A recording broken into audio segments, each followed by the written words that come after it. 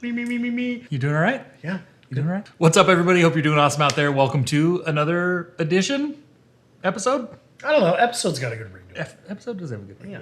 All right. Welcome to another episode of Coffee Nerd.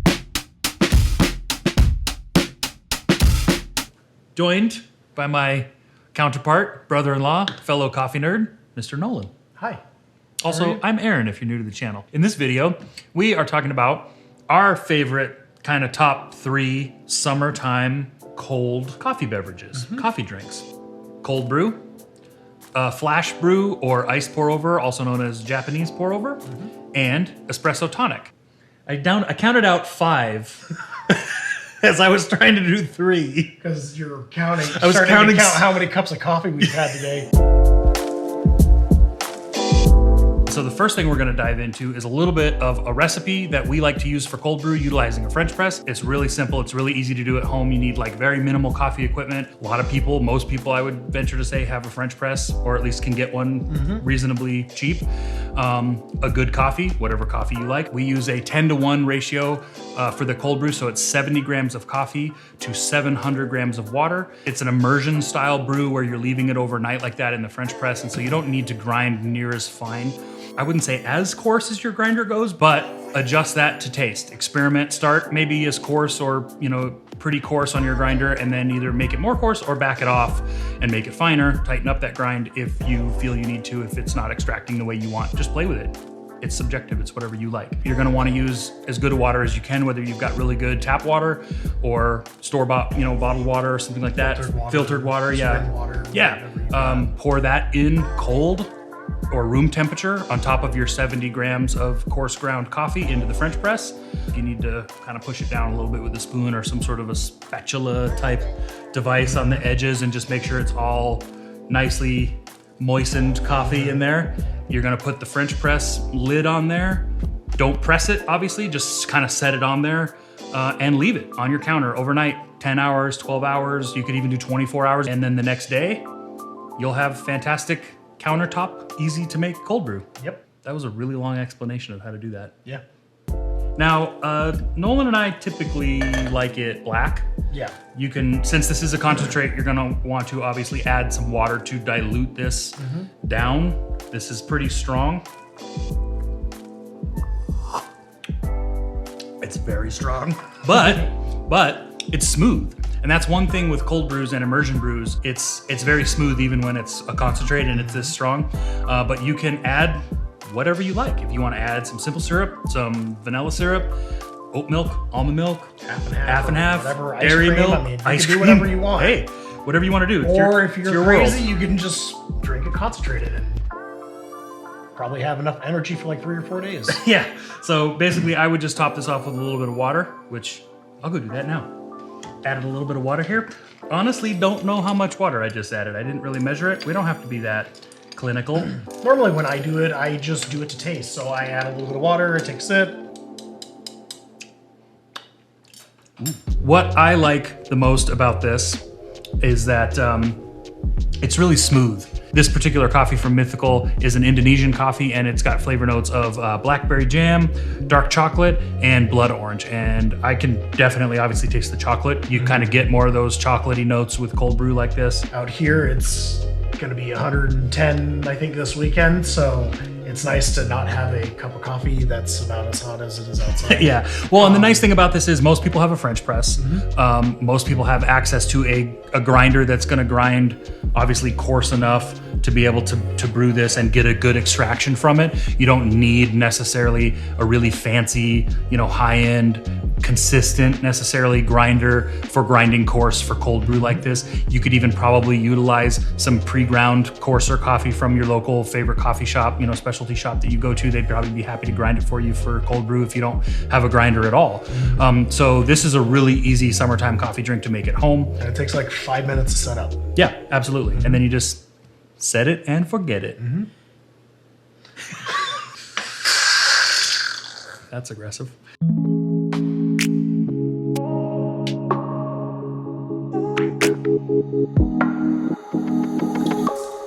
So the next of our summertime iced coffee beverages that we're going to talk about is the Flash Brew. This would be my favorite summer. This would be my number one slot. I think. Yeah? Okay. Well, flash brew is pretty simple, and you heard it from Nolan. It's his favorite, so maybe it'll be your favorite too. But basically what you're gonna do is you're gonna make a standard pour over using whatever pour over brewer you have, whatever coffee you'd like to use for this. But instead of using the full weight of water that you would normally use for whatever your typical ratio of pour over is, you would subtract some of that water and replace it with ice in your carafe or your cup that you're brewing into. Once all that is melted and is at the proper ratio that you would normally have for the pour over that you like, you can then pour that over new fresh ice and you have a nice refreshing iced pour over. It's pretty much as simple as that. We're gonna be doing our typical 20 gram amount of coffee to 320 grams of water. But in this case, we've subtracted 120 grams of water from the water weight we're gonna use in the pour over brew, and we've replaced it with 120 grams of ice down in the carafe.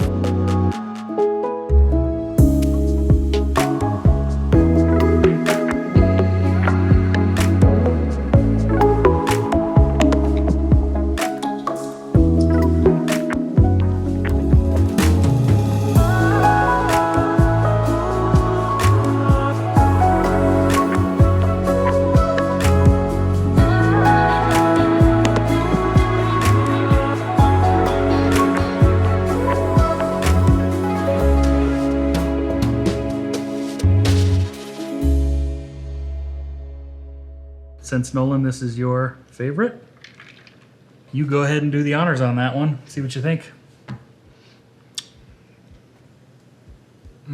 Very good. It's tasty. And I Yeah. swallowed a whole small ice cube. This is as clean and nice as a pour over would normally be, but you retain those sort of nice, natural, acidic, floral, sweetness, all that sort of stuff that you would have in the hot cup of this coffee, you get in the cold cup. Absolutely. Which is what I really like about it. So. Absolutely, and that's why I like it. I think you get more depth out of this than you do out of yeah, cold brew. definitely. Much cleaner, much brighter, much more floral and sweeter. But cold brew is still good. Cold brew is still great. That's the flash brew, pretty easy.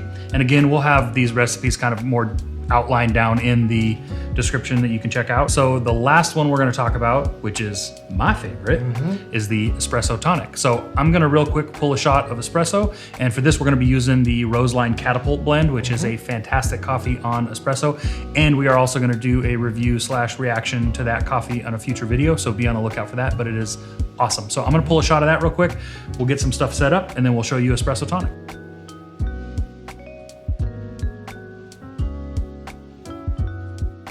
For the Espresso Tonic, it's really simple. You're gonna pull yourself a nice shot of espresso. I like to use the Fever Tree tonic. It's probably the best tasting tonic water I've bought that's like store-bought. I know some people that have made their own and stuff like that, and there's some videos on making your own tonic water, but it's a little bit of a process, so I just buy it. But this is good. It's got really good citrus flavor to it. I take a whole one of these, pour it in. This stuff is pretty fizzy. Don't pour it in like too quickly. Pour your shot in here. And there you go. And also, it looks beautiful. Some people like to drink it layered. I prefer to just mix it. I was hoping for a more dramatic slide motion, but that's fantastic. Wow. Honestly, I never Yo, really that's even good. knew about like Espresso Tonic, and I didn't realize that was a thing until honestly you told me about it, and then you made it for me, and That's why it's my favorite, right yeah, there. It's like pretty the good. perfect. It's like the perfect combination of good citrus, a little floral with this coffee, with that sort of citrusy brightness of the tonic, the carbonation a little bit, and dude, it's so good. And This it's is a nice refreshing drink. That's what I was gonna say. That's the key. Is like it's refreshing. It's not heavy or anything like that. It's like summertime having a nice glass of lemonade or something like that. Even though that It's- wasn't the best shot, that's still really good. it is. I always felt that I'm very proud of myself. but between them, maybe the ice pour over was easiest to be consistent with. But even that, yeah, you're right. That shot might not have been the best, and it still turned out really good. So Well, the flavor of the tonic helps maybe mask some things that weren't perfect in your But shot. still, I mean, it came out really good. Yeah. So, Bravo. Thank you. Proud of myself with that one. Not everybody has a home espresso setup. Obviously, I know that. So maybe the Espresso Tonic isn't the easiest, but the French press cold brew overnight is a very easy, simple, thing to do for most people in their home. And if you've got, if you're somewhat a little bit into specialty coffee and you've already got a pour over brewer of some kind, doing the flash brew, the ice pour over is really no different than making a regular pour over that you would already make. You're just subtracting some water and adding a little bit of ice and cooling it down and then pouring it over fresh ice. It's super simple, easy to do at home. So that was my main reason, aside from just the flavors of these that I love. It was easy for people to do at home if they already had some of this stuff. Again, minus the espresso machine. I know not everybody has an espresso machine at home, but I think more and more people do have espresso machines at home now, and it's easy. You're getting store-bought, tonic water, and you're pulling a shot, and those are the two ingredients. I was very skeptical the first time I had it. I'm like, I don't think I'm gonna like this. I ended up loving it. That's pretty much it. I don't know what else to say about these 3 drinks other than give them a try. They're fantastic. We really love them. We wanted to share them with you guys. Obviously, we're getting into summer, and so we thought this would be a good video for some of you to check out. So thanks for watching. Hopefully you enjoy these drinks. Like I said, we'll leave better, maybe a little bit more detailed recipes down in the description. Other than that, enjoy some delicious iced coffee. Thanks for watching. We'll see you on the next video. Have a good one. Math is hard right now. Math is difficult. Basically, it's 700 grams of coffee, ground fairly coarse. 70 grams of coffee. I said 700 grams, didn't I? Sorry. Do not use 700 grams of coffee. It's like a coffee pudding. Oh, God. Anyways. Coffee gazpacho. Oh.